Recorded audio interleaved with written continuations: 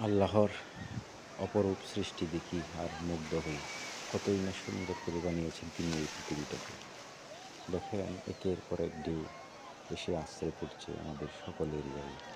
মানুষ যদি এই ঢেউগুলো তৈরি করতো, কোনোদিনও সম্ভব হতো না। এত শক্তির ঢেউ হতো। আপনারা জানেন বর্তমান পৃথিবীতে সবচেয়ে বেশি শক্তিশালী হচ্ছে পারমাণবিক যন্ত্র। এটা একবার স্টার্ট দিলে অনেক বছর চলে আসতো না, কিন্তু সেটা এক সময় ফুরিয়ে যায় এবং মানুষের জন্য ক্ষতিকর। অথচ আল্লাহ তাআলা তার পৃথিবীতে কত শক্তি রেখেছেন, আমাদের জন্য দিয়েছেন। আমরা সেগুলো উপভোগ করি আর তার করুণা অনুভব করি। তো সময় পেলে পৃথিবীটা ঘুরে দেখুন, আল্লাহর নিদর্শন অনুভব করতে পারবেন ইনশাআল্লাহ।